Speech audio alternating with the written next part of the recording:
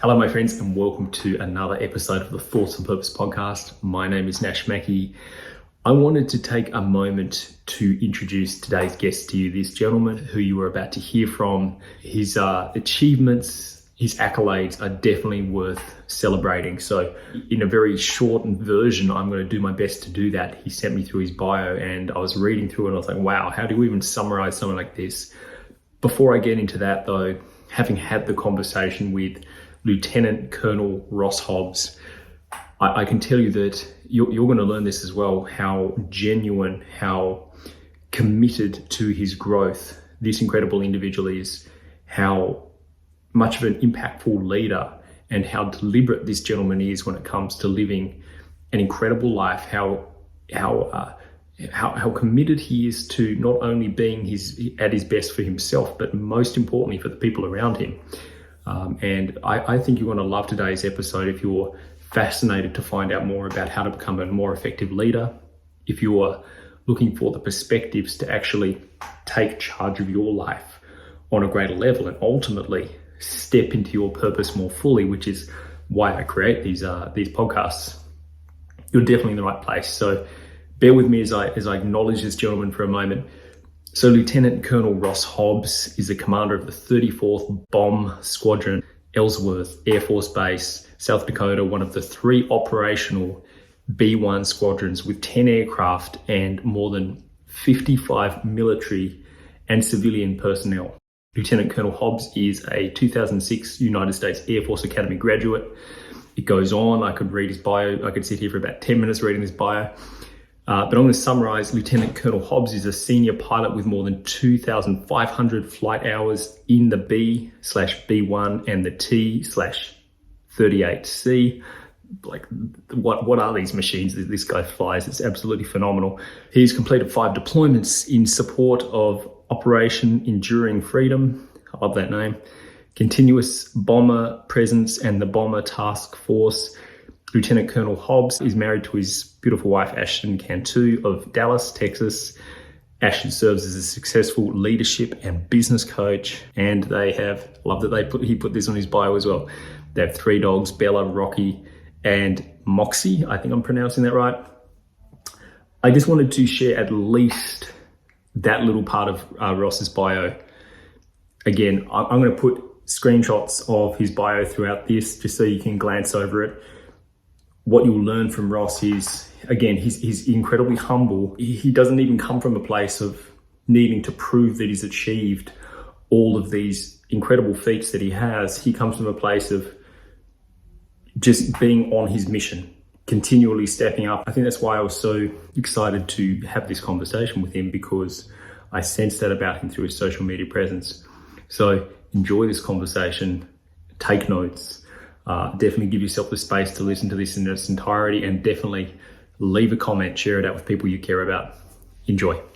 I want to begin by asking a question I most often ask my guests, which is, if you were to walk into a park and you were to see a young boy about 7 years old sitting on a park bench, and you walked close and you realized that little boy was you, and he looked back at you and you knew it was one another, and he saw you walking up, and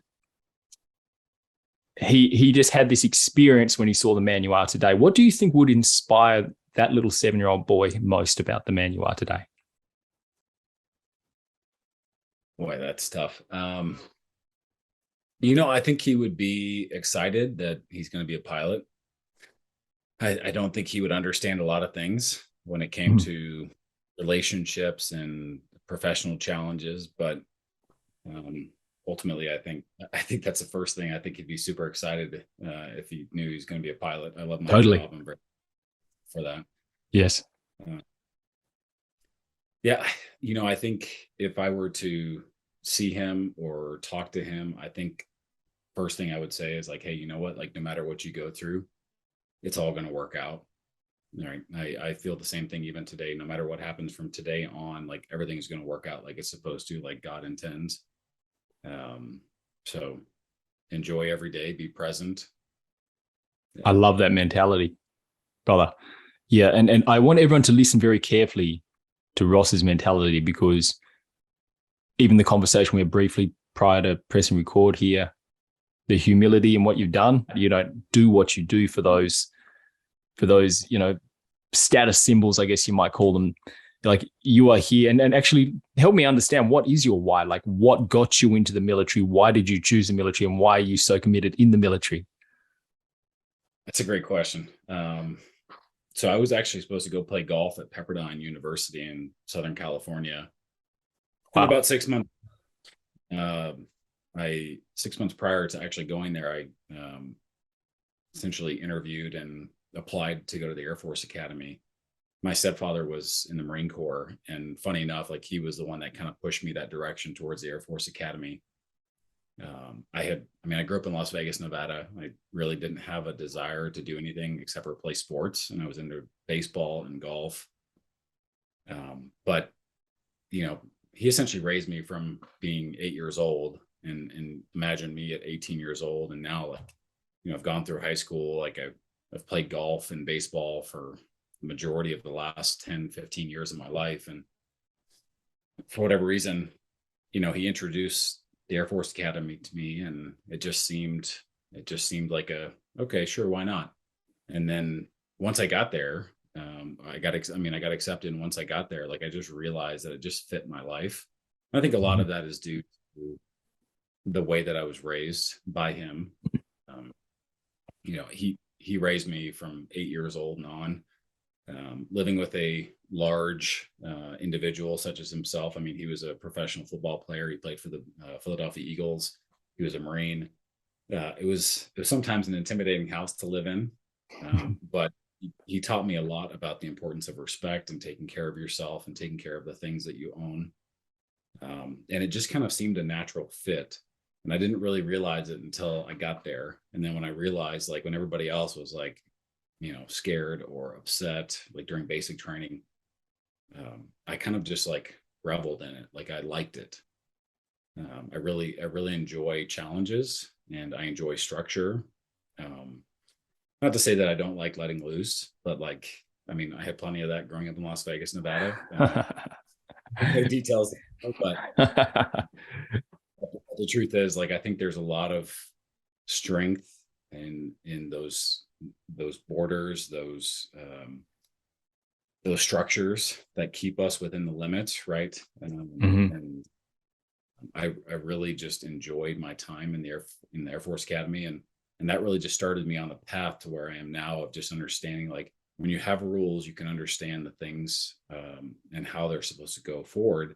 And then once you really fully understand the rules, then you can really also be dynamic in them, and you can understand where you can push the limits and where you can't. And yes, so, yeah.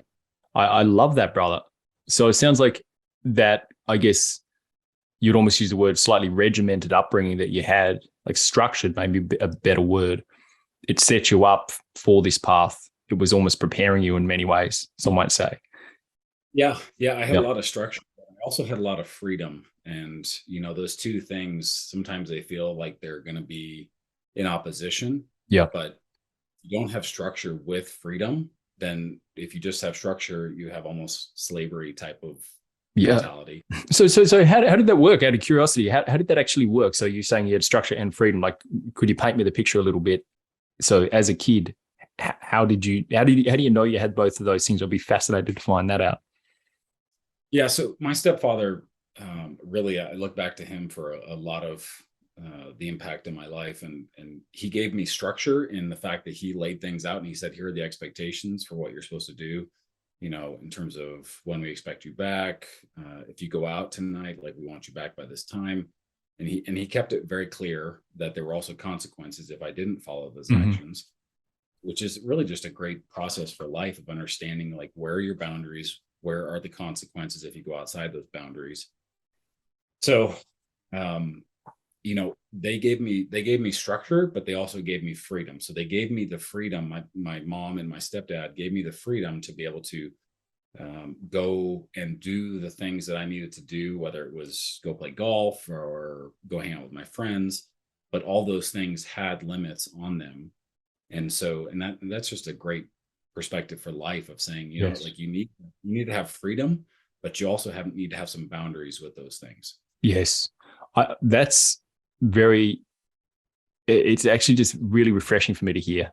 And I'm thinking, my own son, who I've got with my beautiful wife, I see him as someone who's like, he loves pushing the limits. And I also see the importance of boundaries and structure, from the small amount of military time I had.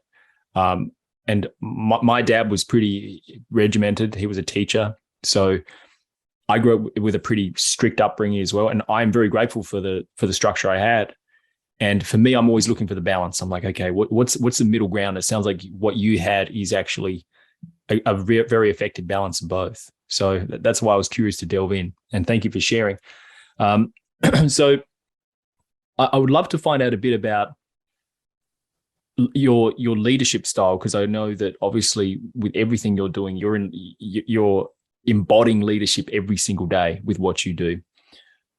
What have you learned, or what are the most effective strategies you've discovered when it comes to being a great leader? And I would love just to unpack those a little bit, maybe 2 or 3 things that come to mind that maybe people have misconceptions around when they think about leadership positions. Yeah, I think we could probably talk for a few hours on that. So I believe it. Try to be brief. The first thing that comes to mind for me is humility. For whatever reason, when people get into a leadership position, like they tend to think that they need to act like they know everything, right? You get this God complex. Yes.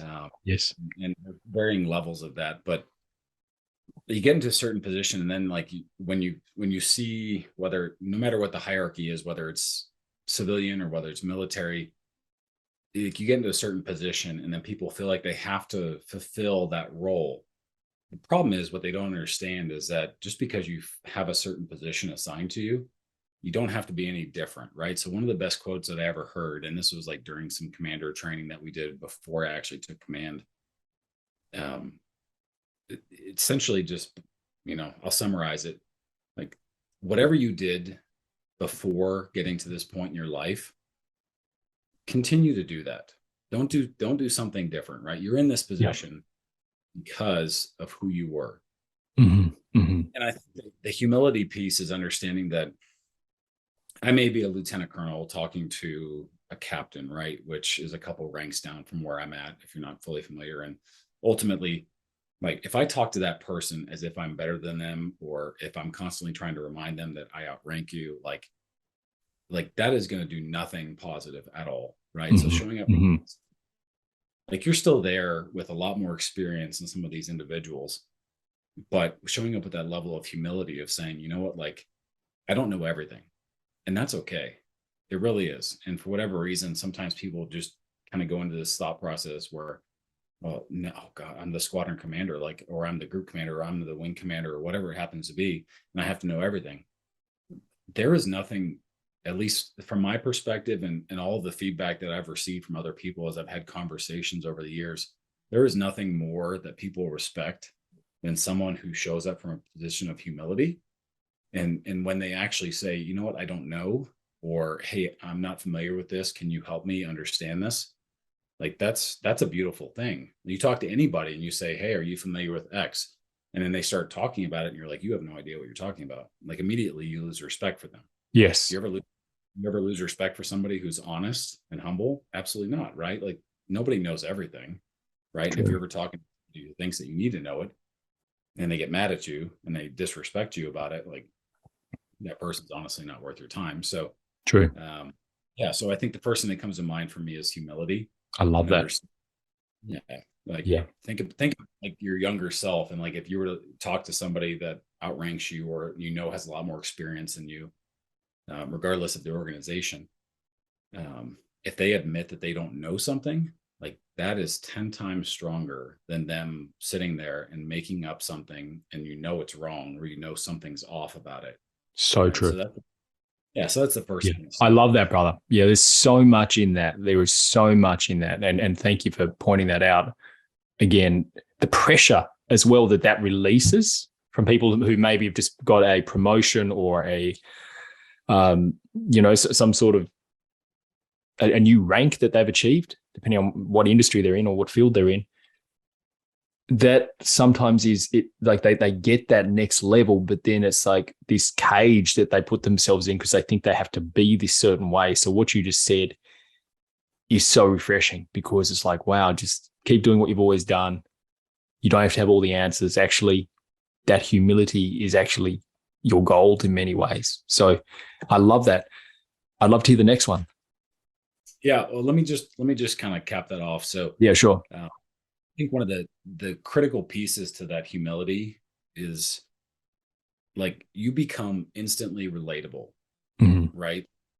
And when you talk about leadership, like relatability is critical. If you put yourself up here and you make everybody else feel like they're down here, like that's not good, right? I'm not saying, especially in the military, like if I'm like a senior officer and I'm talking to a younger or younger officer or younger enlisted person, regardless, there's a difference in rank. I can't make them feel like we're buddy buddy. That's not what we're talking about, right? It's about the fact that like we're both humans, and let me relate to this other human being like they are a human being, right? Because like no one likes being talked down to, right? Like there are um important pieces, especially when you talk to the military side of it, about good order and discipline and paying attention to different ranks. Like I'm never gonna, even if I have someone who's one rank above me, even if I'm good friends with them. Good example, like one individual I work with, my boss. I've known him for over a decade, but every time I'm around him, I call him sir. And it's about a matter of respect. And it's not necessarily about his position. It's not about his rank. It's about respect. Now, granted, like it is partially in respect to his position, but you want to command respect versus demand respect, right? And that humility allows people the freedom or the openness to be able to relate to you. And then with the situational awareness of like this man is or this woman is senior ranking to me, and so I will show the due respect as we're supposed to. Military, like Yes. that's when you do leadership, right? Like you don't demand respect. I love that. Yes. So much in Yeah. there. Ross, just on that point, I'd love to just take that one step further. Again, I know we can talk on each of these points for hours. You're absolutely right.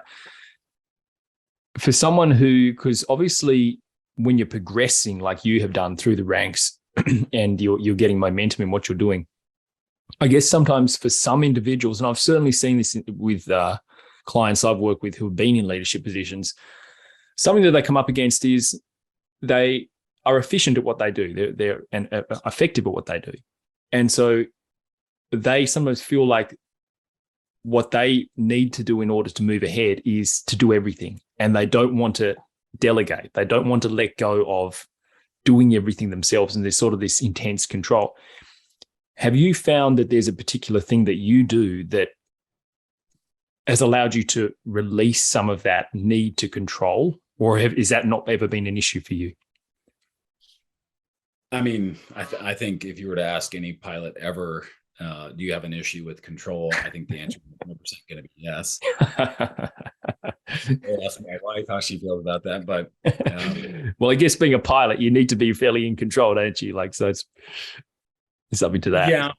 yeah. I mean, there's a certain expectation that we have of ourselves, right? And usually, if you ask any pilot who the best pilot in the world has ever been and ever will be, the answer is themselves. But counter to the piece, but yeah, I think it's really really important to grasp onto what you said with respect to the paying attention to how you relate to people. It's just really really important that like when you delegate down, which you have to do, especially as you get higher up, like you have to be able to release things to other people. But there's a critical piece that's a part of it, which is you have to train people to be able to do that. You can't just delegate down without passing certain pieces of data. So you can't say, hey, I want you to do X, and then just leave it as that. You say, hey, I'd like you, or I need you to do X, and here's kind of the objective that goes with it. Here's the due date that goes with it, right? So you have to give them like some information that goes with it. Yes. Otherwise, you could get something you're expecting A and they give you Z, right? So you have to give them some kind of like boundaries or constraints around that to be able to frame the information back to you. And honestly, the higher, at least from a military perspective, the higher up you get, there's a lot more administrative things that you have to deal with. Yes. And there's not as much time to deal with everything that you'd like to, right? If I look at what were my administrative duties as a captain 7 years ago versus what are they today, significantly different. Yes. It's always going to be trade-offs too, because this goes for everyone in every aspect of our lives, but you are going to have situations that are going to distract you or take away time, right? That you have to pay attention to because it's part of your job or it's part of your priorities that have shifted. They're going to take away from other parts of your life, and they're going to cause some consternation. Let me give you an example. I used to be a really good pilot. I still think in a lot of ways I am. But I also know I'm not nearly as good as I used to be. But I have to be okay, right? And I have to say, you know what? I used to see myself at this level. And I'd say I'm probably at this level right now, right? All my experience, all of my knowledge, like things are not as they used to be, but I'm still pretty decent. And that's okay because I have this much to deal with other things. And I've been put into and especially as a squadron commander, like my priority is not to fly. It's not to be the best flyer or pilot in the squadron. My job is to take care of people and to make sure that we as an organization accomplish our mission. So I think when you kind of have to, again, humble yourself, and you have to realize my job is to do something different. My job is no longer to be the absolute best pilot in the Air Force. Like, I've already been there, already done that. Like, I've already like tried to prove myself. I've had that opportunity.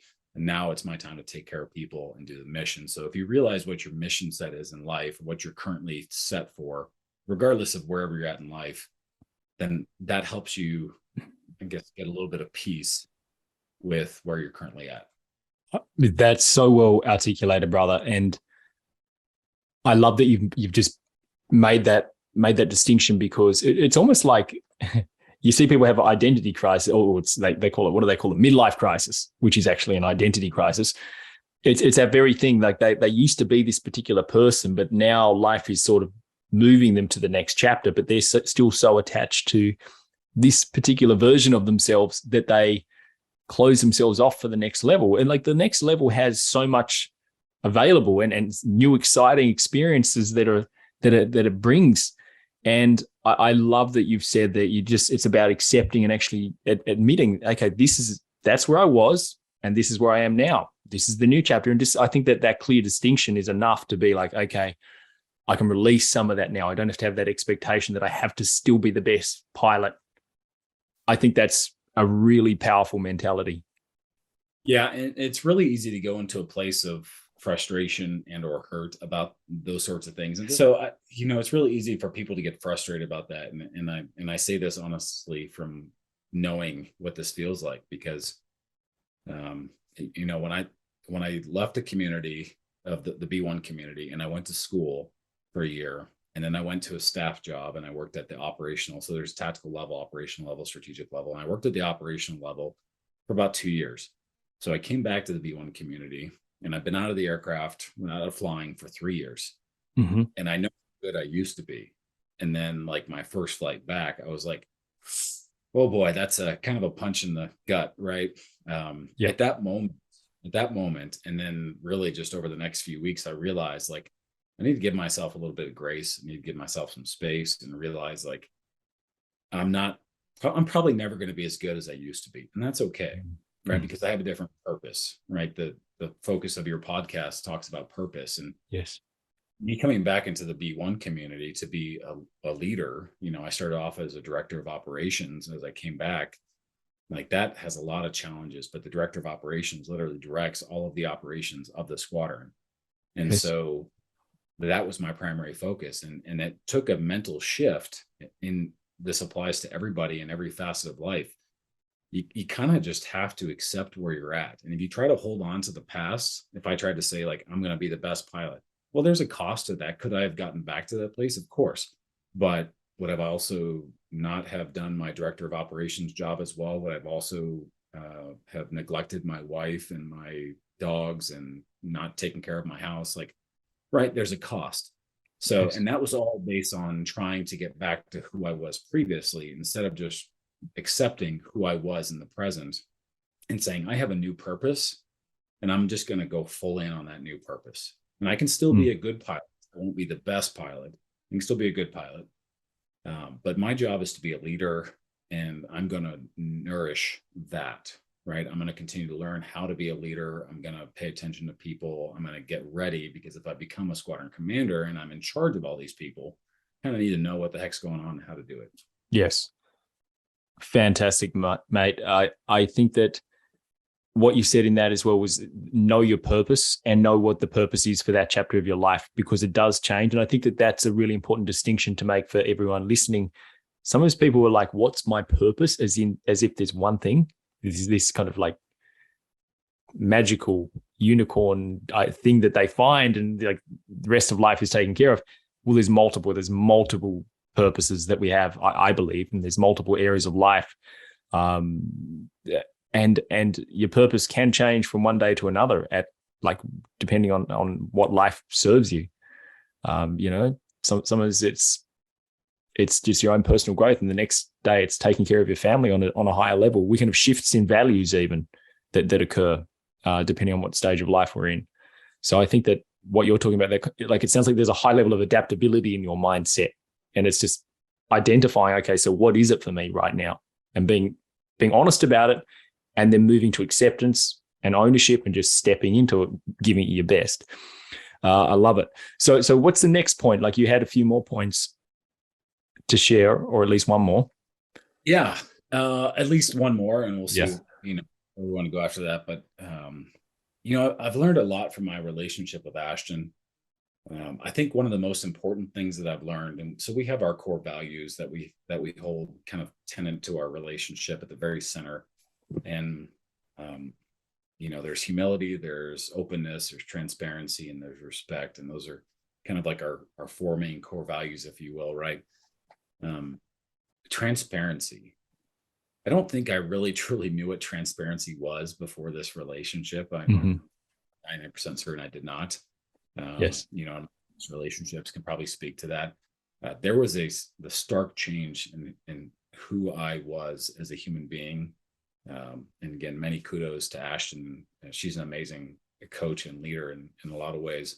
But that transparency piece, man, it changes everything, right? And we're not just talking about leadership. We're talking about how you integrate with everybody, no matter who you come across. There's something remarkable about transparency. We live in a world where there's, I don't know if you want to call it fake news, there's so much bad data that's out there, whether it's on the internet, whether it's people talking or regurgitating things that they've heard from other people. And truth matters. At the end of the day, truth will always matter. And the question is, like, what is truth? Well, there's always one truth.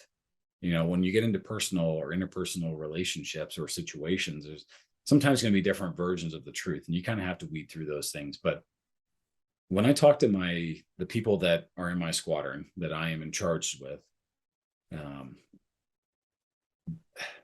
the real connection that I see, and I've also received a lot of feedback on this, it's not a normal thing for people in the military to be transparent, especially leadership. There's almost like a trickle down effect of communication that takes place when we talk about higher levels down to lower levels. And I think it's a failure in a lot of ways, not necessarily speaking to the Air Force, saying anything bad about that, but for whatever reason, like over the years, and obviously I've seen a pretty good change, especially like my boss that I work for. The first time I've ever heard any leader ever say the word transparency was from him. But by that point, Ash and I had been in a relationship for a couple of years, and so I was very familiar with that. And I said, you know what? When I become a squadron commander, I'm going to continue that, because what this man is doing here and what I've learned in my relationship, it really means something to people. Because I remember when I was younger, being lieutenant, captain, right? Being in a squadron and knowing, seeing my squadron commander up here and being down here, a lot of times I didn't know what the hell was going on. And I didn't know any different. Right. But like sometimes I'd have questions, or I'd hear other people ask questions and say, gosh, like I can't, like maybe this is what's taking place, or maybe this, right? When people start making assumptions and they start having to guess at what's taking place, that causes a lot of issues, right? Mm-hmm. And the critical thing that I've learned, and it, again, and not just applicable to the Air Force, but also just life in general, when you're dealing with other people, or if you're in an organization where you happen to be in a leadership position over others, the more honest you are with people, the more they respect you, the more that they will trust you. And the number one thing that drives an organization to either be very, very healthy versus very, very toxic is trust. And right. Mm-hmm. And it goes towards leadership, whether it's a single leader, or whether like over a group of 5, or whether it's a single leader or multiple leaders over a group of 50 or 100 or 200 people, 1,000 people. If there's no flow of information, people start to make up their own information because they don't have anything else to go off of. Mm-hmm. And so what I really try to do on a consistent basis is to be transparent with my folks. So, we have 3 times a week where we meet in person with everybody. We call it morning brief, and we go through information relating to like flying for the week, weather, intelligence updates, and a few other things. And then at the very end, it's my director of operations and myself that get up and speak. And he normally speaks on things that relate to flying, or mostly flying related things. I leave that to him, right? I used to do that job. I'm trying to not fill his position. I let him step in on that. And then my job is to be honest with people and be like, hey, I went to this meeting yesterday, and the base commander was there and he said this, or Yes. hey, I know this was pushed out and you probably saw this on social media. Let me engage on that. Let me talk about it. So transparency and honesty and humility, all these things forged together to create not only a transformational organization, but they also just, really, they just build trust, right? On top of people knowing what their purpose is, we can talk more to that, because I'm a big believer in that for sure. But you have to start with building a relationship of trust between yourself and the people that you work with, or the people that you lead. So powerful, brother. Do you find that in order to build that trust, it requires you as the leader to go first and actually be like transparent, as to use your word, like just actually open up and sort of set the standard? Because I can certain individuals who I've met, I've seen them in leadership positions. They complain about their teams, and they are often in this pattern of saying, I wish my team would do this, or I wish my team would behave like this. But then as a leader, it's about you setting the standard, right? Is that your experience? Oh, 100%. Yeah. If you're not actually living out what you're expecting other people to do, no one's going to do anything you say. Yep. Like, I also believe in giving people chances and understanding that there's a difference between mistakes and breaking the law. Right. Yes. So I made that very clear from the beginning. Like when the very first commander's call, I said, here's what I believe in. Right. And I had this whole list of things that I said, here's my leadership philosophy. And one of those things I listed was like, you can make mistakes. It's okay.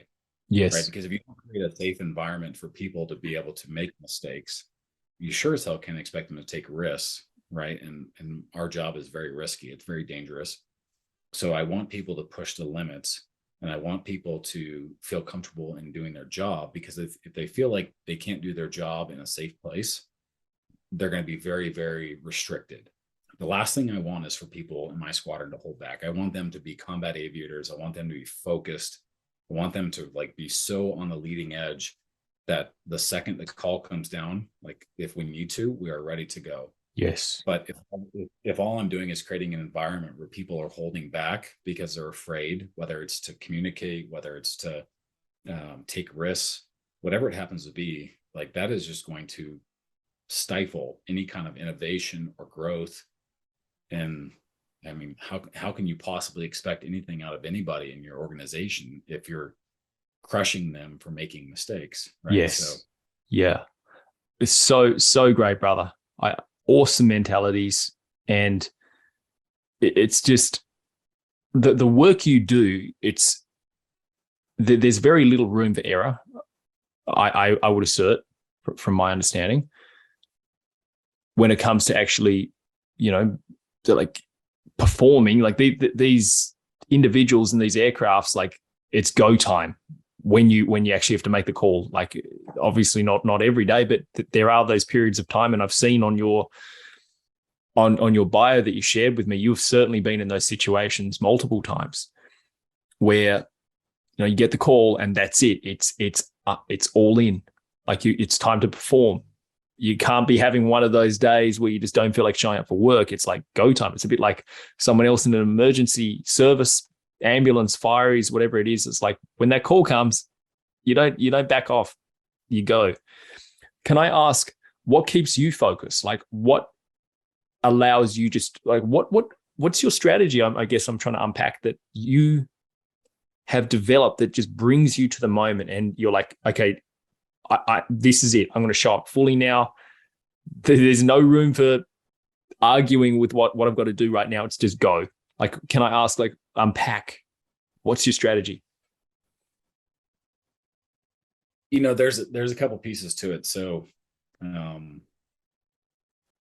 first thing is, like, when I put my flight suit on in the morning or whatever time it happens to be before I get to go into work, like there's something that shifts in me. Now, granted, I've been putting on a flight suit since 2006. Yeah. So, Wow. Yeah, so about 17 years. Yep.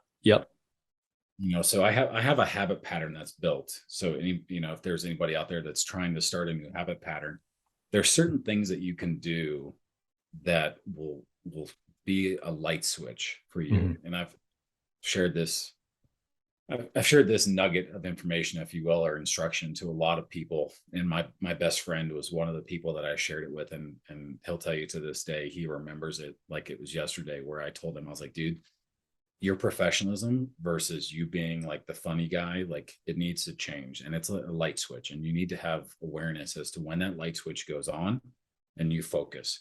And then when it's time to relax and you can, take off that hat of professionalism and you can just be around your friends and just relax, then the light switch goes off. For me, it's, putting on my flight suit. It's anytime, like if I'm going out to fly, like I am 100% focused. Mm-hmm. Like there's still moments of levity that we can have in the aircraft, but 99.5% of the time, like when I'm in the aircraft, I am focused, right? Because at any moment, like I've experienced, like the jet can just start falling apart, right? You can have an in-flight emergency.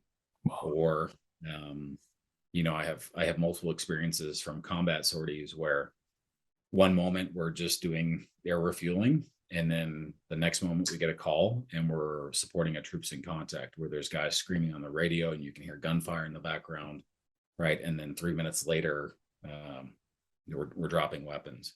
We got a good story on that if you ever. But sounds amazing, brother. So powerful. And so in that moment, I'm by the way, I love. It's almost like, I guess some people call it an anchor, where you've got the suit, you put the flight suit on. This is it. It's flicking the switch. You know which role you're in now. When you're in the aircraft, so when you were in the aircraft, and even in your role right now, is it the mission that keeps you focused? Like you're putting the suit on, but what's the kind of story, or what's the mentality you've got going on? Is it the task? Is it just like, I've got to complete this, or like, is it the end result that you want to achieve? Is it just because you want to be like the team player? You want to make sure your brothers and sisters are in potential danger? Like, what is it that's driving you or drawing you when you put that suit on as well? Yeah. So, you talked about it earlier. Your priorities change, like your focus changes. Like that's what you need to really come to terms with, is that change is a real thing and it's going to happen regardless. For me, 7 years ago, 2015, 2016 timeframe, like my focus was being the best weapons officer, the best pilot, like to be that example of how to be as a pilot, right? Yes. Now, not only do I have to be a really good pilot, but I also have to be the squadron commander. But like the squadron commander piece is really what focuses me. And for me, the two main focus areas are at the very top, it's taking care of the people, right? Which is a huge shift when you talk about like, I want to be the best pilot. And I'm like thinking like Top Gun kind of stuff, right? Yep. And then you Yep. shift. Now I want to be the best taking care of people kind of person. Mm-hmm. It's a massive, right? In Mm-hmm. terms of very self-focused versus very everyone else focused. Yes. And so every day that I go to work, I am constantly thinking, how do I make the life of X person better? How do I make the life of the people in my squadron better? What can I do? Is it about the facility? Is it about events, social events?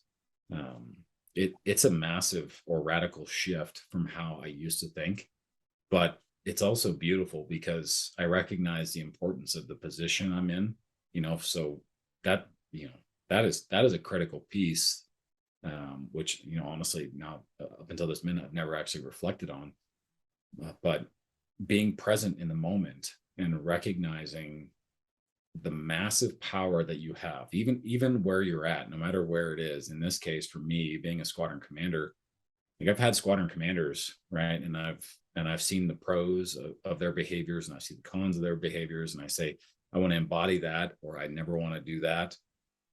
And I say, every day that I show up is one less day that I have as a squadron commander, one less day to make a difference. So what drives me is, you know what? I have 354 days left to make a difference in these people's lives. I have 354 days less to make a difference for my facility, right? I have 354 less days to impact how the wing does its operations. So this job's not going to last forever, which is in some regards a good thing because I work yes, and I truly care about what I do, but it does also in some regards, and Ashton can tell you about that. Like, I usually work 60, 70 hours a week. Wow. A couple times, and yeah, but that's okay. I'm not complaining. It just is what it is, and it takes away from the family. But there is such a massive responsibility on me to take care of people, and I am so grateful. It is crazy. And I've already been doing it a year, and I'm like, where did this last year go? And wow. Like, some days were so long. Yeah. And some days like where the day went. Yeah. That mentality of counting down, like realizing I heard, I can't remember who it was. I was listening to some speaker or podcast individual out there who was like, they do that same strategy except with their parents. And they're like, if you see your parents so many times a year, work out the average age most people live to, and then work out how many more visits you'll have with your parents. And when you do it, it brings a whole new energy to what you do. And I love you. Like, you're doing that in your own way. You're like, I've got so many days left in this role. And so how do I want to show up in those days? Do I want to make them count? Do I want to sort of just get through it? I love how intentional you're being. And also in doing that, I guess you're creating, again, there's a structure to that. Like, it's not just I go to work today. It's actually saying, hey, this has got an end date on it. Like you've got the finish line in mind, which is so powerful. These, like, you may take it for granted, Ross, I don't know, but these mentalities that you have, and I'm hearing that it's just so powerful. And I hope everyone's hearing these and they start using them in their own life. Just out of curiosity, having been in the military since for so many, 17 years, correct? You said? Yes. Yeah, 17. That's correct. What do you, like, looking at, I guess everyday civilian life or everyday life that most people are in, what do you see most people could benefit from? Like, undoubtedly you've been in long enough where, like, military does this really well, and without it, I wouldn't know how to operate in the world. It might not be that extreme, but maybe there's certain things where you're seeing, you're like, if people just had a bit more of this, their lives for the most part will probably go a little smoother. Is there something like that you've seen? Yeah, one word: connection. Connection. Okay, it's not the word I was thinking, but that's fascinating. Tell me more. Well, I mean, I'm sure there's probably 100 different words that I could say, Of right? But the course. first thing that comes to mind is connection. Um, I saw a study recently that talked about, at least from a U.S. military perspective, that we talk about PTSD and people getting out of the military and suicide rates of folks in the U.S. military that, they used to be in the military and then they get out. Yes. Usually, like when these folks have gone to counseling beforehand, the one thing that they talk about they miss the most, the camaraderie, the connection, right? That deep connection to other people. And Mm-hmm. so I can only really speak from the military perspective, but again, I have quite a few friends who've transitioned out of the military, who've gone to be, majority of which have gone to be commercial pilots. I don't want to say they hate their life from a connection perspective, but some do. Honestly, some do, because that camaraderie and that connection, like they miss it big time. That's the reason why people stay in the military most times. They deal with all of the challenges, if you will, the Mm-hmm. frustration, um, because of the connection, because of the camaraderie and teamwork that they have with people. I know people who work in the business sector who used to be in the military, and they don't see that same connection in the civilian or commercial sector. They just don't. Mm-hmm. Like I have for a Fortune 500 company, and he's miserable Mm-hmm. because the military, and he misses the connection. He doesn't miss a lot of the administrative BS, if you will, of the Yes. military. But everything has its downsides in certain ways. Um, so yeah, that's what I would say, is that the connection, and that doesn't necessarily just stick straight to the military. That is like throughout everyone's life. Like if you are missing connection to other individuals, um, that is going to be a significant challenge in your life, and it's going to make everything else be a little bit tougher. Because as soon as Mm. we have somebody that we can actually talk to and relate to, somebody to listen to us. If there's anybody out there that's listening to this and they don't have somebody that they can actually talk to, you need to talk to somebody soon, because you're on a bad path, right? Like I Yeah. just talked to my best friend today. I talk to Ashton constantly. Um, you have to have somebody to talk to you. I mean, journaling is great. uh, if you're religious or you have faith, the person of faith, like talking to God is great, but there's just something about that human connection, right? And Yes. I honestly, we're hardwired to have connection with people. So that's the Yes, first. brother. That's huge. I'm so glad that was the conversation we just had. Like that's gold. And that loneliness that people suffer with, I see it every day in the work I do.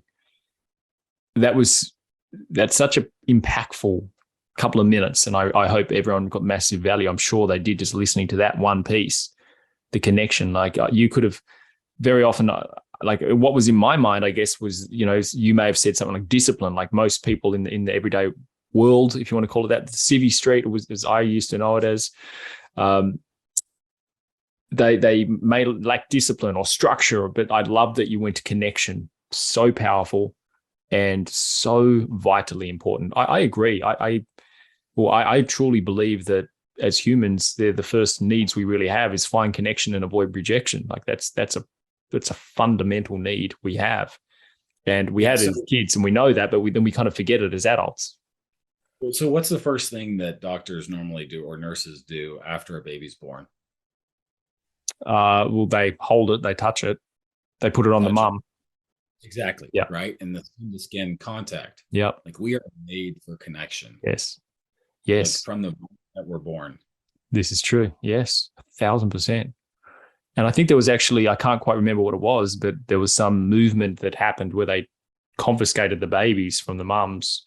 Are you familiar with this? Where they were trying to breed like child soldiers or something, and they took them from the mums. Some psychos out there removed the babies from Okay. the mums, and all the babies died because they were literally in these incubators. They weren't touching them; they were just trying to breed them essentially, or raise them, and they all died. And they realized then they had to have the physical touch.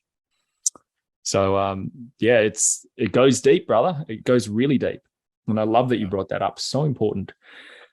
Humans are so soft and yet so hard in so many different ways, right? In terms Yes. of like we can be, well, here's the thing, like people often think that they are so tough. Like not many people are really truly tough. Like we're all fallible. We're True. all breakable in certain ways, right? And we all have our weaknesses. And the Yes. sooner you realize, the sooner you just go to a place of humility and just bring it down and be like, ah, I'm fucked up. You're fucked up. We're all Yeah, fucked up. Like, it's true. sorry, okay, fuck us. No, of course, brother. Yeah, it's true. And again, that's just the transparency of it coming through again. Like that's the sooner you embrace that fact, and it's also again, it's liberating because then you're like, okay, again, I'm just another human. I don't need to be perfect. I don't need to be so polished all the time. Like it's so much in what you're saying, brother. Ross, what's been the biggest challenge that you have ever personally, if you don't mind me delving into this a little bit, like that you have personally ever overcome? Man. Well, I'll tell you, there's a lot. I'm sure. I think some of the most patient and loving and kind people in the world have had the most challenging situations to go through. I agree. I don't. I've never dealt with homelessness. I've never dealt with hunger, like true, like starvation. I've never dealt with a lot of things, but I've dealt with some really, really challenging situations. I've dealt with friends killing themselves. I've dealt with taking life from a military perspective, right? It's my job. Mm. With the death of my daughter just last October. Yeah.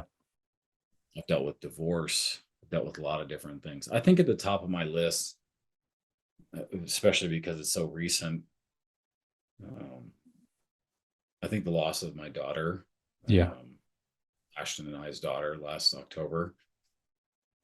I think that was probably top of my list.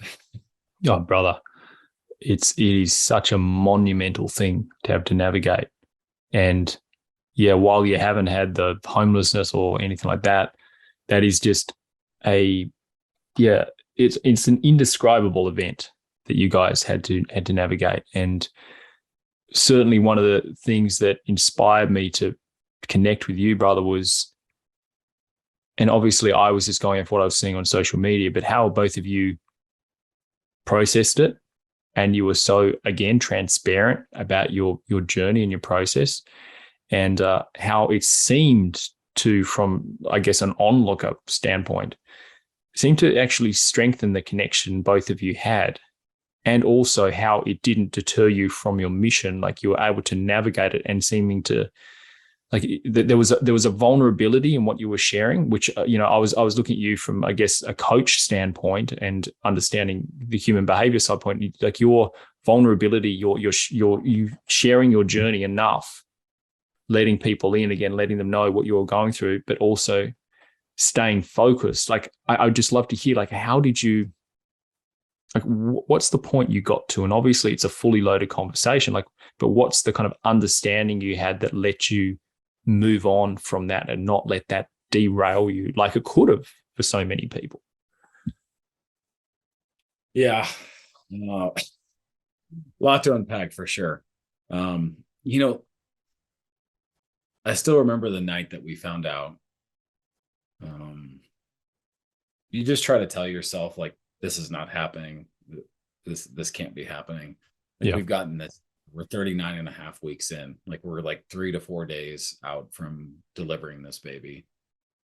This can't be real. And this was our second time that we lost a baby. The first time, our first child was like only 10 weeks into the pregnancy. So, Wow.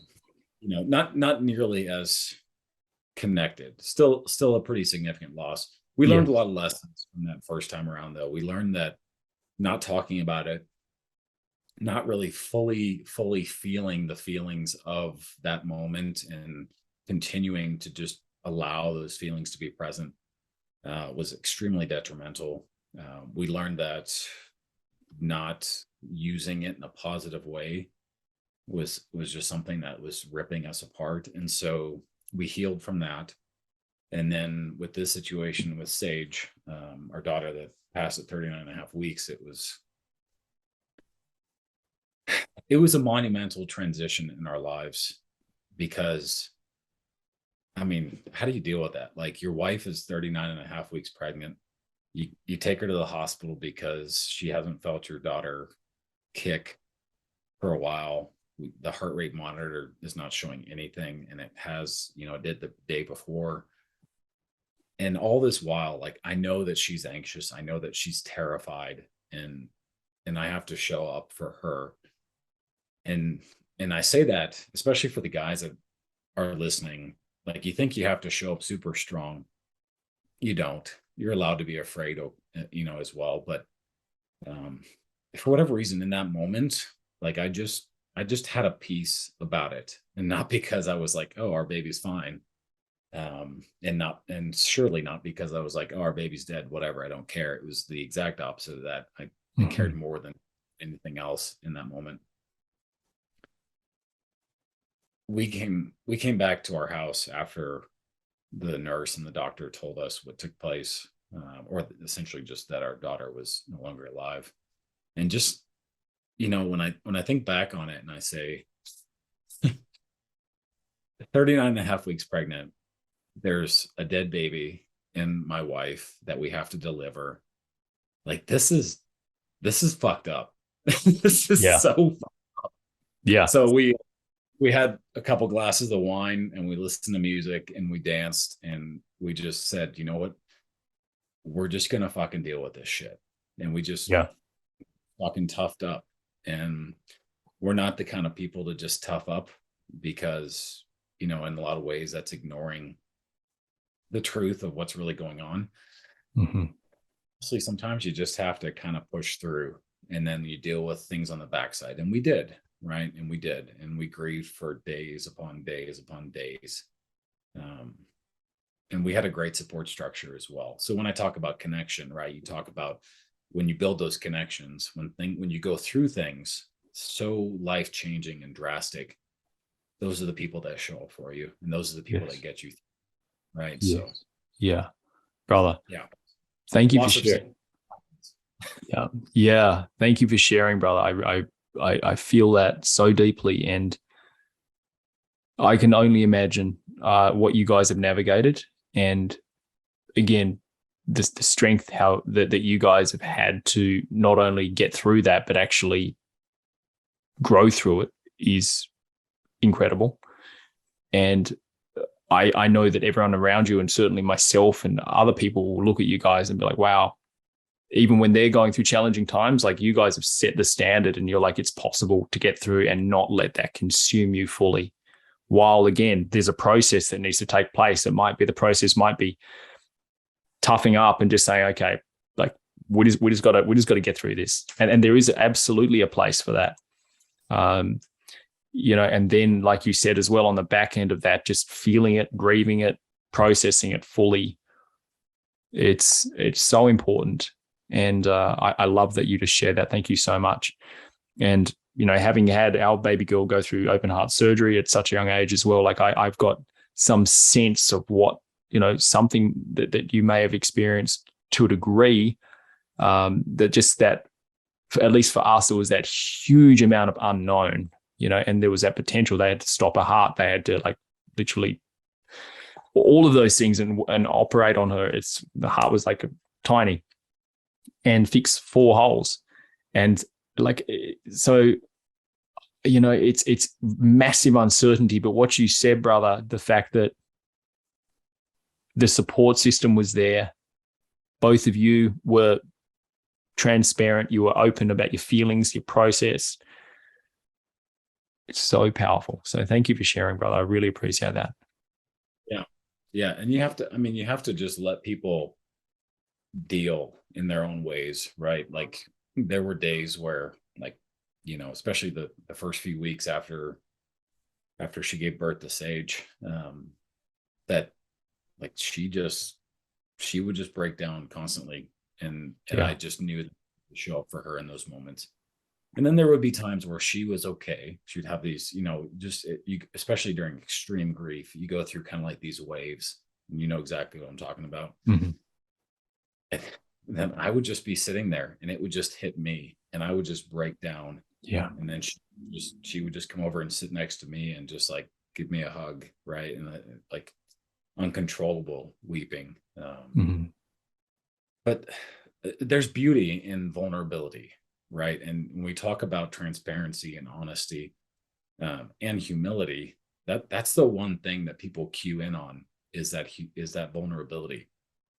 Yeah. Like, nobody wants a leader who thinks that they know everything. No one wants a leader who's pompous, who stands up and pretends that they're like so perfect. Like, nobody's perfect. Like, come on, let's get real. Yeah. It's Let's true. get real, It's right? true. Yeah. Yeah. I told my folks several times that, like, look, I'm not perfect. I mess up all the time. If you make a mistake, just be honest with me. Just tell me it's okay. Like, I'll tell you when I make mistakes, and we will have a free conversation of like, I messed up. Here's what I did. Here's how you can learn from it. So, like, from a flying perspective, we have a very open culture of conversation. We go fly. We have what we call debrief, where we come back and we pull up all of the information from our flight, and we say, how did our simulated releases go, or actual releases go? Did the weapon strike the target? Did we threat react appropriately based on what was trying to shoot us, and all this kind of stuff? Mhm. And if there's mistakes, you highlight those mistakes and you say, okay, so this was supposed to be done at this point. It wasn't done. Why was it not done? Oh, well, I missed that in the brief, or I pressed the incorrect button. And then it's like, okay, so how are we going to fix this in the future? And it's like, this isn't personal, right? This is about growth. How do you get better? You know why it's important? Because, at least from our perspective, I kind of need these people to go to war, right? And I kind of Yeah. need them to go do the job really effectively, because if I send them out the door and they can't do their job effectively, and then I have to go knock on their spouse's door and say, I'm sorry, your husband's not coming home, or your wife's not coming home, like, that's on me. So that's what weighs on me every single day, is that our job is to be so ready that if we get called upon, we go do our job and we come home alive every Mhm. single, right? And Mhm. so that, Yeah. I don't want to say it keeps me asleep, but or keeps me awake, but Yeah. um, a lot of times I'll lay in bed, and that'll be my thought process of like, if something were to happen right now, are my people ready? Are they ready to go do their job?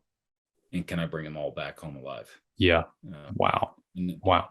and most nights I lay there and I say, I honestly feel like they are, right? And Yeah. that's because we have this culture in our squadron of like, we got to be honest. We got to go focus on our job. We're going to come back. If we made mistakes, we're going to learn from it. We're going to do better in the future. Mhm. Mhm. Such an important mentality to have, and it's if people can just borrow some of what you've said, and if they're leaders in their organizations or whatever else, even if they run a small business, whatever it is, just embody what you're sharing, it will make so much difference. And also, I guess there's a point where it's just like there's almost a point of surrender where like if it's go time, you're like, okay, I trust that we've done enough, and now it's time to just show up. So there is that point as well. Ross, can I ask, just how do you deal with underperformers? Like, is it just a matter of, like, I'm sure you've had many in your experience, but if there's someone who's really dragging their feet, is there a way to sort of get the wind up behind them? Like, do you have any strategies around that? Yeah, I think what's really important, not only just from a leadership perspective, but also for life, you need to ask people questions.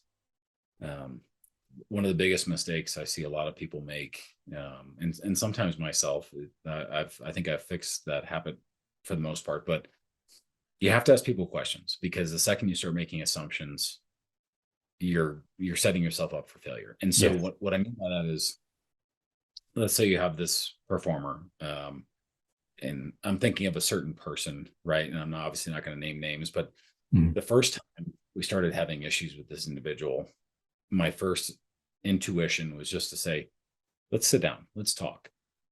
What's going on? Right? Like, why are you underperforming? Like, well, oh, you have all this personal stuff going on behind the scenes, right? That no one knows about. You're showing up to work and you have all this stuff that's on your heart, on your mind. Mm. Of course, you're not performing, right? But if all I did was bring him in my office and say, like, you're fired, or here's your paperwork, like, you suck, like, Yeah. that's not leadership. It's not, No. right? leadership is taking the time to care about people. And if you truly say, I'm a leader, if you call yourself a leader, really what that means is that you care about your people. And if you don't care about your people, you're not a leader. Mm. So it starts with asking questions. It starts with digging deeper, because I've had people come into my office and be like, this person sucks. And I'm like, hold up, wait a minute. Let's step back. Yeah. Why are you mad at this person? What did they do wrong? And like, oh, they did this and they did this. And like, they didn't say this, but I bet they meant this. And I'm like, okay, let's step back. Let's ask some questions. Let's really dig in. You know, like, oh, that's interesting. Like, you're so mad at this person for this behavior. Did you know they're going through a divorce? Did you know that they just had their son taken away by their ex-wife or whatever it happens to be, right? There's so much stuff that goes on behind the scenes. And so if I can impart any knowledge when it comes to dealing with underperformers, there are always going to be people who just don't give a shit, right? They're not happy with where they are. And that's their issue to deal with, because they're doing something that doesn't have a purpose that fulfills them. So be it. That's probably somebody who doesn't need to be in your organization or around you. If you have people who they understand the intent of the organization, they understand the purpose, they seem like they care, and they're still underperforming, there's something else going on, right? So that mentality of curiosity, of saying, what is going on here? What am I not understanding? What am I missing? And then actually taking the time to sit down with people, and from a place of non-judgment, just from a place of like, hey, talk to me, let me know what is going on. Like, I've had conversations with people where, like, I think of one individual specifically, that I'm just like, what is going on right now? You seem to be like all over the map. Like, you're not following through with what I'm asking you to do. And, you know, the door's closed. They're sitting in my office and they look at me and they're like, you know, and I'm like, does this have to do with your fiance? And I can see they start welling up with tears, right? Yeah. I'm like, okay, right. And then this individual about 10 seconds later starts bawling. Yeah. And it's Wow. right. Yeah. And so you never know what people really have going on behind the scenes. I mean, there's so much stress and so much pressure on the outside. You know, think from a military perspective, but really any organization. Let's say you work for a bank. Like, every single person that works in that bank, they have an outside life. They have things that are going on. They have financial stress, they have personal stress, they have emotional hangups, they have trauma from when they grew up, all these sorts of things, and they all add up. And the second you start giving people grace and compassion, and you start saying, this person is not necessarily an underperformer. Maybe if you look at it objectively, like, hey, you're not meeting the standards. Why is that? What am I missing here? Is it because you don't understand what the standards are? Is it because you truly don't care? And if that's the case, bye-bye. And we can help you find some other place to be, right? This isn't for you. That's okay. No hurt feelings. Or is there something else going on? And you truly are someone who can do a great job here, but you just have other stuff weighing on your heart, on your mind. Yes. Yeah. Brother, thank you so much for breaking that down. I love that. And anyone listening who's got individuals working for them, like, inevitably you're going to come up with these challenges of some days people show up, they've got, again, the human experience is happening, the breakups, the deaths, whatever it is. So just taking what you've shared there, Ross, and just implementing it for anyone, is pure gold. So thank you for sharing all of that.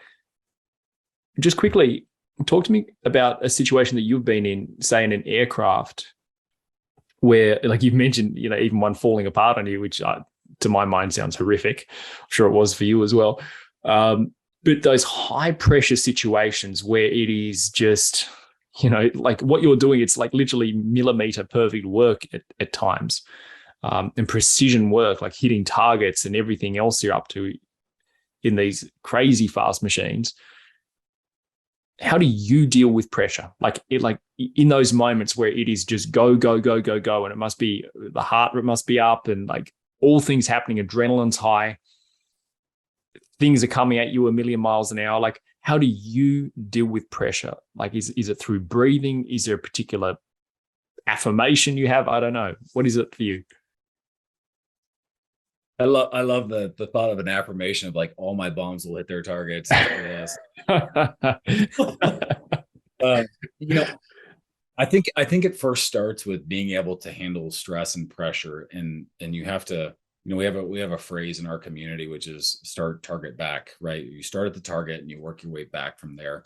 Mhm. And the target is being able to handle those types of situations, whether it's a combat situation where you're dropping weapons, or whether it's um, calling somebody into your office and having a one-on-one discussion that you know is going to be a very tough discussion for those people, right? There are certain things in life that you're just like, this is going to be really tough. And how do I handle that situation?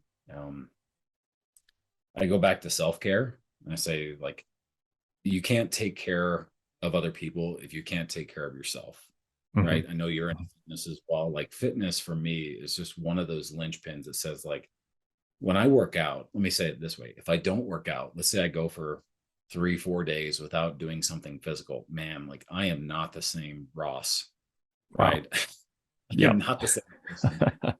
Um, so I try to work out at least once every 3 days, and that's Mhm. kind of like, I would like to work out every other day, but um, I have higher priorities in life. I want to take Yep. care of myself. Also, I have a lot of responsibilities, and taking care of people is Mhm. more important than getting one extra workout a week or something. So Yep. um, self-care is important with fitness for me. I also do meditation, I do breath work. I'm not as consistent as I used to be, but I'm still there in terms of like doing these things on a consistent basis. Mhm. You talked about the surrender earlier, and it's actually kind of funny because I was talking to Ashton about some things relating to this discussion tonight. And she was like, don't forget, like, if you happen to discuss surrender, don't forget the importance of one of the things that you do. And I said, like, you're 100% right. Mhm. um, I put a lot of faith in a higher power. I've just learned that there's so much out of my control, that the Yeah. second that I've got it all under control and I can do all these things, usually my world comes crashing down on me, right? And then reality smacks me in the face and be like, oh yeah, you're not in control, right? Yeah. Yeah. so so I've gotten to a place in my life where I have stopped being so freaked out about things that are out of my control, because like they're out of my control. And it's like, the only thing I can do is take care of myself. So when it comes to dealing with moments of stress, I completely chaff off all of the ridiculousness that tries to come with taking control of other things that are outside of my control, outside of my purview. And I say, what can I control? I can control how I take care of myself. I can control how I show up. I can, in terms of like the words that I say, my actions, especially how I communicate, and how I show up to other people. And so in moments of stress, um, there's a lot of training, as you know, from a prior military background. Like, Mhm. that's like, right? We train, we train, we train, we train, and train. And the reason why we train, we train, and train is because when you actually get the moments of combat, like, it's there, like, you're ready. Because when everything is going to shit, like, you know what to do. Yes. Um, Yes. yeah, and so that's the important thing. When it comes to folks that are outside of the military, there's obviously training that you can do to get yourself ready for moments of stress. Self-care is really critical, but I also think intentionality is really critical in terms of how you're setting yourself up for life. The things that you do every single day, even if you're just like, oh, whatever, this doesn't matter, everything matters. Every single True. thing that you, especially when it becomes a habit pattern, it matters. True. Why? Because when things start falling apart, you're going to go back to what your patterns are, to what your habits are. And so if you're not intentional, even if it's little small things that you do every single day, like, you wake up and you have coffee every morning, well, that's going to be a pattern. Like, when your life starts falling apart in certain ways, like, you're going to want to go back to those patterns. Are there other things in your life that you can do to set those patterns that will set you up for success in those moments that matter, when things are really stressful, when they're falling apart? Yes. It sounds like everything you've shared there, brother. It's preparation essentially. It's preparing yourself, and actually, I guess it's like armies or military in general. It has reserves. It has reserves built into it, And I think that what you're sharing there, essentially that's what you've done on a very high level, to the point where you can deal with these very high pressure situations. Like you've taken care of yourself. Some people might say it's filling your own cup, or self-love, self-care. You've essentially charged your own batteries.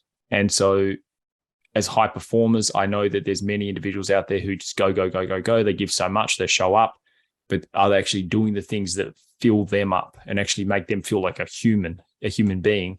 Like you said, you can't go a few days without working out. The fact that you know that about yourself, that self-awareness, you've got it dialed in, and that's great that you can then tick that box. The other practices, breath work, meditation, all the things you do, your connection to God or a higher power, these things are just, it's all such powerful stuff. And I think that a lot of people get consumed by their role, and it becomes their identity, and they forget that, again, like you're a human being. You've got certain needs that must be met, and it's okay that you have needs that get to be met, and giving yourself the space to do that. I love what you shared. So thank you so much, brother. Quick question as well. We've got 2 more questions before we wrap up. I could go on for hours with you, legend, but I'm going to be respectful of your time. Do you believe everyone on earth has a purpose? Oh, 100%. Yeah. Yeah. Yeah. I think it does take some time, and I think it takes some focus to really figure out what that focus is. But everybody has their purpose, right? And gosh, man, like you and Ashton, like I'll just talk to Ashton specifically. She's really easy to reference, because like I paid so much attention to what she says, and Yes. especially what she put out there in terms of coaching. And sometimes I even like listen in on, when she's talking to folks, she's instructing people. Yes. And I can't hear what they're saying because she usually has her earbuds in, but I hear the words that she's saying. Like some people, man, they just have a purpose. And I believe her purpose, in a lot of ways, the same thing with you.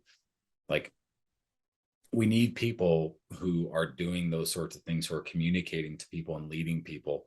Like the depth of knowledge that she has. Now, granted, again, both of you guys have done the work to put yourselves in those positions. But if someone were to say, like, how did you get here, Nash?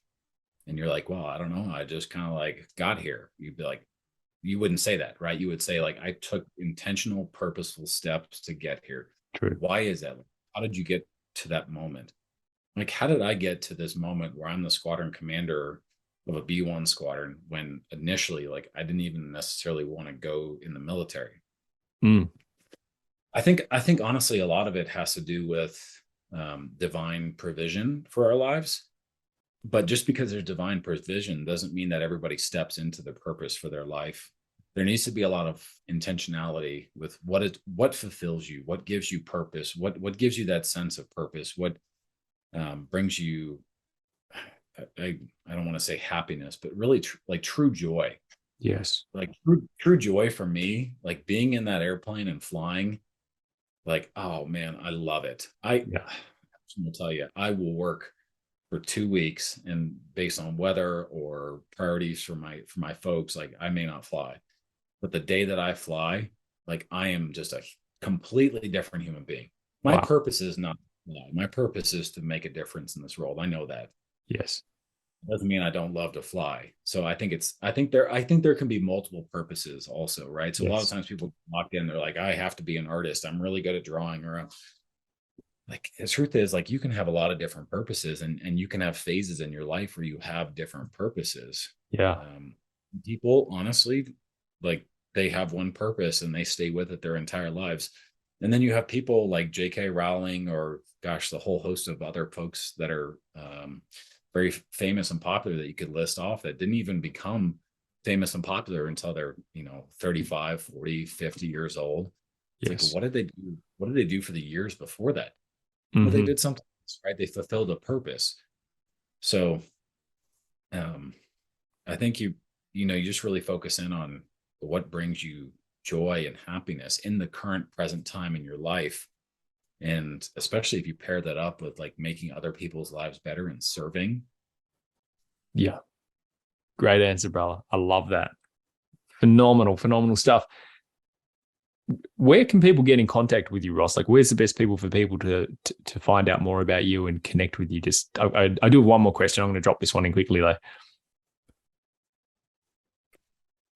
Well, I don't know. I mean, I have a private Instagram page. Uh, I'm always concerned about China. So no,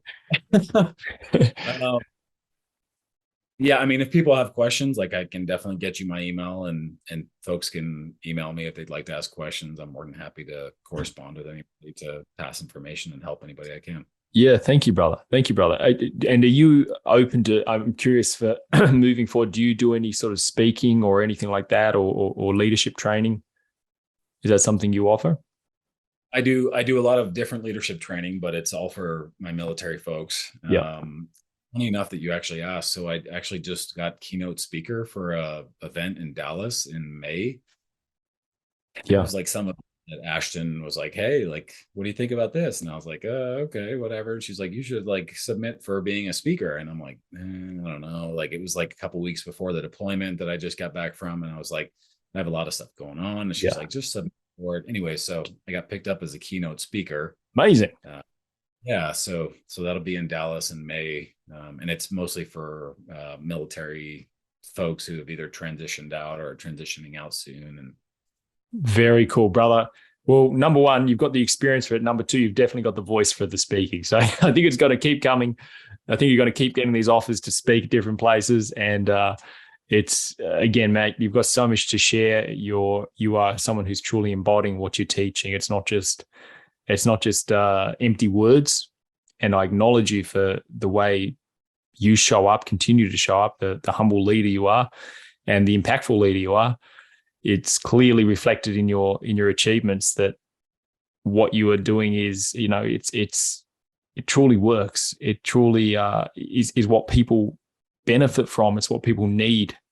And I think that everything you've spoken about, like having read so many different leadership books and having studied so many different kind of leadership aspects, what you're talking about is really it just cuts through everything. It's a summation essentially of everything I've learned just in this one conversation. You've just, there's so much in it, and I'm just so grateful we got to have this conversation, brother. you too.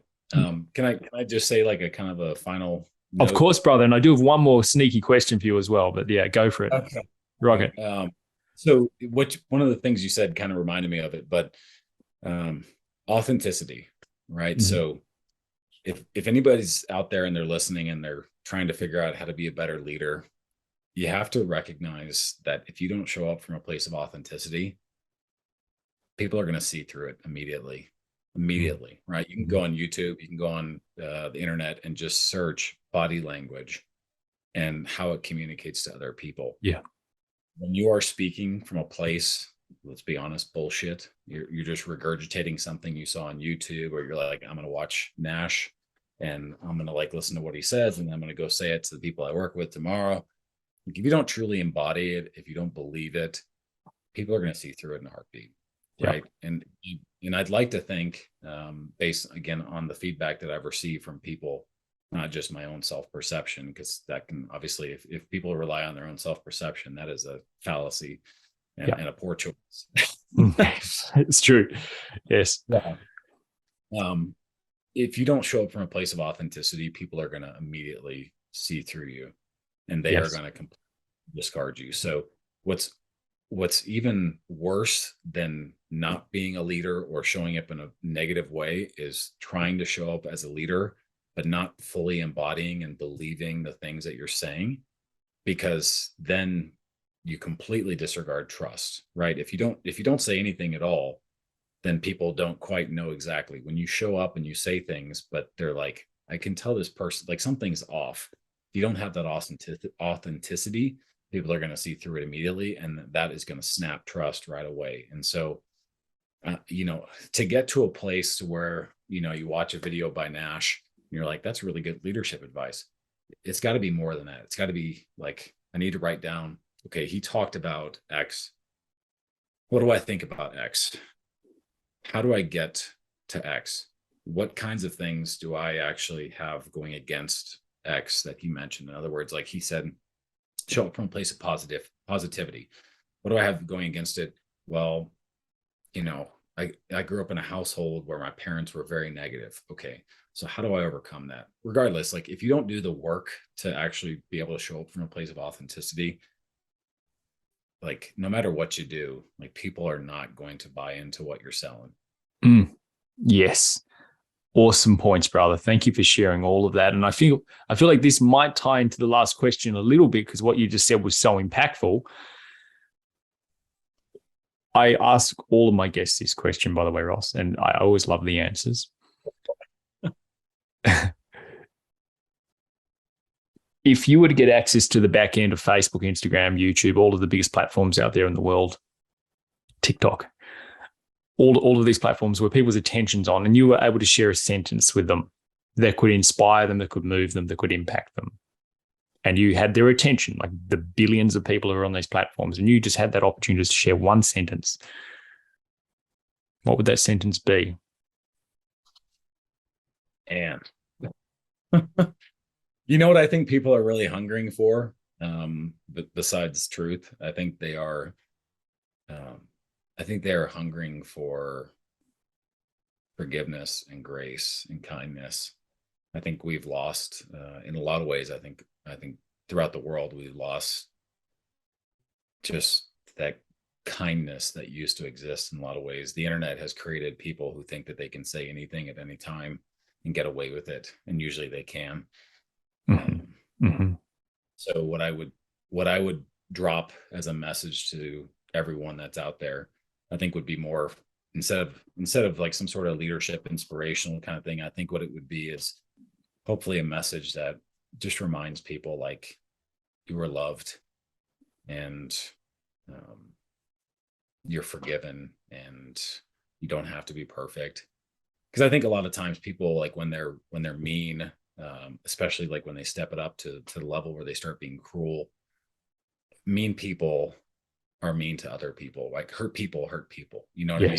Yes. And there's so much negativity and violence and destruction in this world, which is weird. I'm sure probably for some people to hear a combat aviator say that and talk about hurt and pain in this world.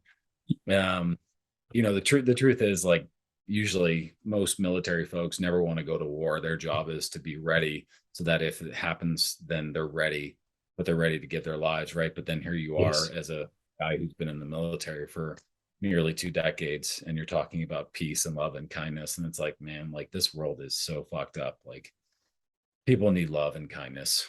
And nobody wants war. Nobody wants death.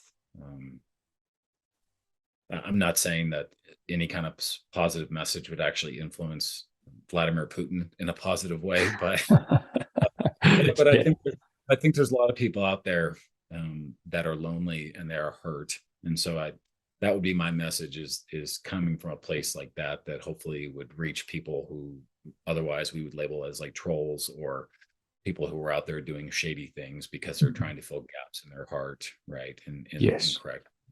So that's what I love that, brother. So much in that. And again, I received that as you said it. I've actually got a quote on my bathroom mirror, and it's from Dr. John Demartini. He's been an incredible mentor of mine. And it says, no matter what you've done or not done, you're worthy of love. And I often remind people of something very similar. So when you said that, I actually got goosebumps. I was like, yeah, that is a good message. It's what more people than we realize are seeking.